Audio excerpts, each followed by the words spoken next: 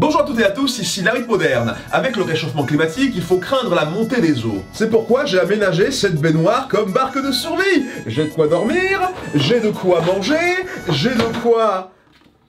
Je sais pas encore quoi faire avec. Et si vous vous dites que vous réfugier dans une baignoire c'est une idée complètement con, c'est que vous n'avez pas vu Bathtub Brothers, manga édité chez Akata dans sa collection WTF, spécialisée dans les mangas étranges, originaux, trash ou barjots. J'ai déjà fait une vidéo sur 4 mangas insolites de la collection WTF et je vous conseille de la voir pour vous mettre dans le bain. Ha ha! Mettre dans le bain! Qu'est-ce que je suis doué! Parce que là, c'est vraiment du très trash, c'est bien sale et ça tâche. Et dans la vidéo qui va suivre, que j'ai tournée en avance et qui est en partenariat avec les éditions Akata, je vais vous raconter l'histoire dégueulasse mais poignante de 2 frères dans une baignoire. Lancez le jingle!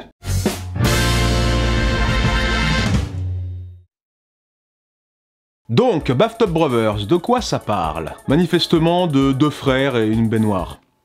Ouais, ça ressemble à l'intitulé d'une vidéo dégueulasse et traumatisante du dark web, mais laissez-moi expliquer. C'est l'histoire d'Haruo, un adolescent qui, avant ses 17 ans, était déterminé à perdre sa virginité. Pas juste parce que c'est un queutard rempli d'hormones, mais pour se démarquer à tout prix de son grand frère, Natsuo, un reclus hikikomori niveau 30 qui a perdu pied avec la réalité et n'a pratiquement pas quitté sa chambre depuis plus de 18 ans. Mais le lendemain, sans s'annoncer, le niveau de la mer a brusquement monté, atteignant le 3e étage des immeubles et continuant de grimper. Sans parents ni autres proches, ces 2 frères que tout sépare doivent survivre ensemble à l'étroit dans une baignoire, comme seul radeau de fortune, dans une ville presque engloutie aux eaux pullulants de requins. Comme toute histoire d'apocalypse, ce qui est intéressant, c'est de voir comment les personnages réagissent, se développent et interagissent dans un environnement hyper hostile. Un environnement où les sociétés et les règles du monde d'avant n'existent plus. Et quand les personnages en question, c'est un adolescent lâche et frustré accompagné de son grand frère Cassos qu'il peut pas saquer,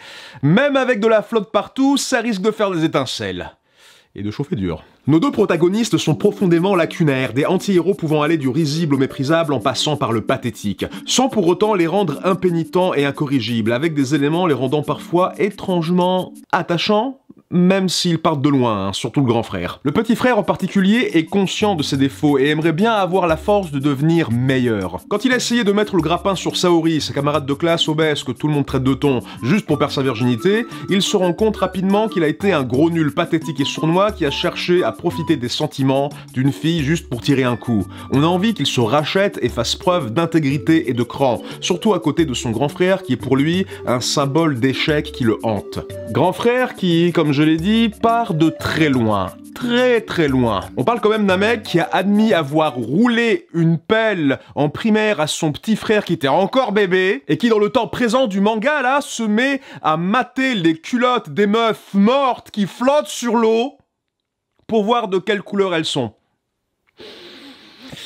Ah ouais, Oni-chan de l'année, le gars, hein. Non mais clairement, le meilleur frangin de tous les temps, hein, faut le dire. Non mais à côté de ça, le grand frère de Killua de Hunter x Hunter, il passe pour Pascal le grand frère, là.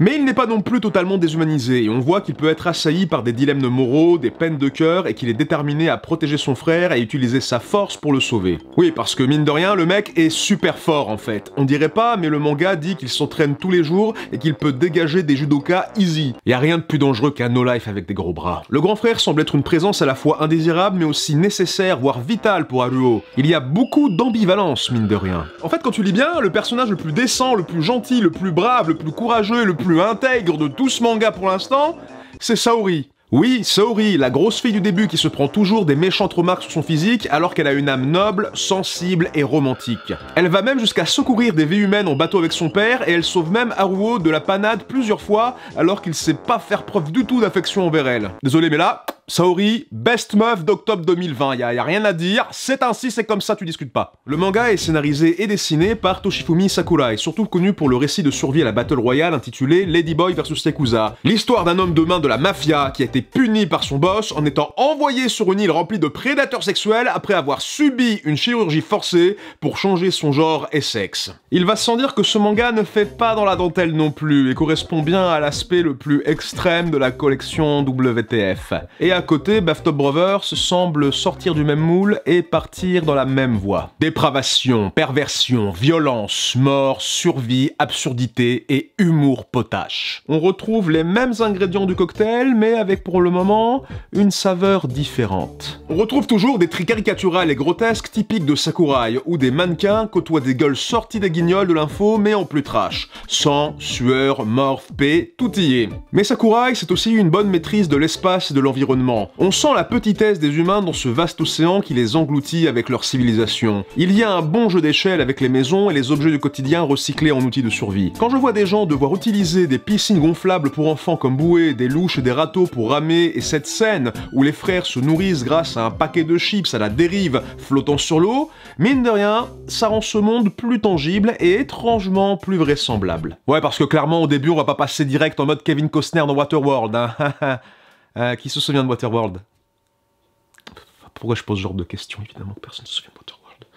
Il y a ce moment assez fort où le petit frère de Saori rejoint sa sœur après avoir survécu à une soudaine remontée d'eau. Elle lui demande si leur mère et grand-mère vont bien. Mais au lieu d'un dialogue explicatif, on a cette case très détaillée, évocatrice, criante même, montrant comment le petit a survécu tandis que le reste de sa famille ont malheureusement péri noyés. Tu comprends l'action, le mouvement, les émotions et la souffrance des personnages juste en voyant comment ils sont placés à l'image et comment ils sont dessinés. La BD étant un art visuel, le dicton « un dessin vaut mieux qu'un long discours » devient un principe capital, un sacerdoce. Et tout manga arrivant à faire passer autant d'informations et d'émotions en une case aura toujours ne serait-ce qu'une partie de mon respect. Bon après, à la surprise de personne, la partie où ça roule des pelles à des bébés, je respecte un petit peu moins, hein, vous êtes d'accord. Bathtub Brothers n'est clairement pas un manga pour tout le monde, mais comme beaucoup de mangas de la collection WTF, il délivre une histoire différente avec un ton, un style et des situations rocambolesques que l'on voit rarement ailleurs. C'est pas tous les jours qu'en lisant un manga, tu es hilar et horrifié à la fois qu'un flic veuille réquisitionner ta baignoire pour survivre à une invasion de requins. Ou même que tu redoutes la venue d'un potentiel maniaque sur une licorne gonflable. Waouh, très intimidant. Si vous sentez au fond de vos tripes que ce genre de délire vous parle, tentez le plongeon, tentez Bathtub Brothers. Frileux, s'abstenir. Et voilà, j'espère que la présentation de ce manga très différent qu'est Bathtub Brothers vous a plu. Si vous sentez que c'est votre genre de délire, sachez que le tome 1 est déjà disponible en librairie et que le tome 2 sort en décembre. Merci d'avoir regardé cette vidéo jusqu'au bout et à très bientôt pour de nouvelles chroniques. Ça fait une demi-heure que t'es dans les chiottes, là j'ai besoin de pisser là, vas-y. Coupe la caméra, c'est les gars. Encore bravo à GPM pour avoir assuré le montage de cette chronique. Je vous invite à laisser un pourboire sur Tipeee et Utip pour que je puisse l'appeler plus souvent, rémunérer son travail et sortir plus de vidéos. D'ailleurs, merci d'avoir vu cette vidéo jusqu'au bout. Si vous l'avez aimé, n'hésitez pas à liker, commenter, vous abonner et me soutenir financièrement sur Utip. Vous aurez même accès à des avant-premières. Vous pouvez devenir un Fire Tipper, soutenant de multiples créateurs en plus de moi en ne donnant qu'une fois, ou en achetant les t-shirts, sweatshirts et autres goodies Hermite Moderne. Tous les liens sont dans la description. Et merci 1000 fois à ceux qui me soutiennent aussi sur Tipeee depuis des années. Votre fidélité me comble vraiment. Si vous voulez faire partie vous aussi du club des tipeurs et accéder à des avant-premières, le lien du Tipeee est dans la description aussi. J'espère un jour à nouveau saisir l'occasion de parler de manga, surtout des mangas particulièrement perchés. En attendant, je vous dis à bientôt pour de nouvelles chroniques.